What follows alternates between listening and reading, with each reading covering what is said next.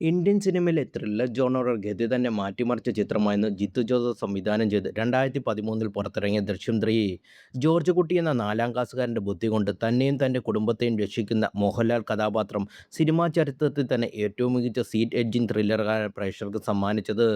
കണ്ടു ശീലിച്ച സ്ഥിരം പോലീസ് കള്ളൻ രീതിയിൽ നിന്ന് മാറി പ്രേക്ഷകർ ചിന്തിക്കാൻ സാധ്യതയുള്ള കാര്യങ്ങളെ ഒരുപടി മുന്നേ സഞ്ചരിച്ച ചിത്രത്തിൻ്റെ രണ്ടാം ഭാഗവും മികച്ച അനുഭവമാണ് കാഴ്ചക്കാർക്ക് നൽകിയത്.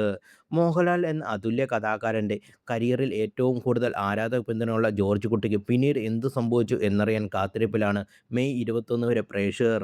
മോഹൻലാലിൻ്റെ ജന്മദിനത്തിൽ റിലീസ് ചെയ്യുന്ന ദൃശ്യത്തിൻ്റെ മൂന്നാം ഭാഗത്തിന് ടീസറും മറ്റും അപ്ഡേറ്റുകളും ഇതിനോടകം തന്നെ പുറത്ത് ശ്രദ്ധിക്കപ്പെട്ടു.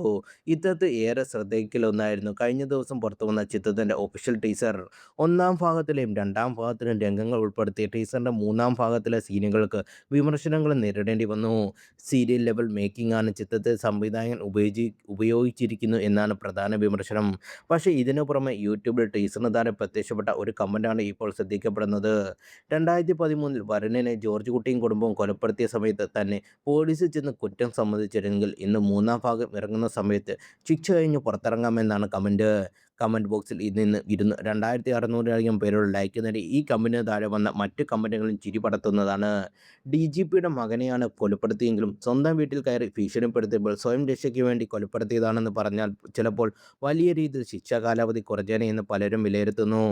വരുണിൻ്റെ ഡെഡ് ബോഡി മറച്ചു വച്ചത് 4 പേരടങ്ങുന്ന കുടുംബത്തെ മൊത്തം എപ്പോൾ വേണമെങ്കിലും പിടിക്കപ്പെടാമെന്ന ഭയത്തിലാണെന്നും അന്ന് കുറ്റം സമ്മതിച്ചിരുന്നെങ്കിൽ അൻസിബയോ മീനയോ മാത്രം ജയിലിൽ ശിക്ഷ അനുഭവിച്ചാൽ മതിയെന്നും കമൻറ്റുകൾ. എന്നാൽ അങ്ങനെ ചെയ്യാത്തതിൻ്റെ പ്രധാന കാരണം പലരും ചൂണ്ടിക്കാട്ടുന്നു. ഇങ്ങനെ ചെയ്തിരുന്നെങ്കിൽ ജിത്തു ജോസഫ് കാര്യമായി പണിയൊന്നുമില്ലാതെ വീട്ടിൽ ഇരുന്നേനെ എന്ന് പലരും കാരണമായി അഭിപ്രായപ്പെടുന്നു.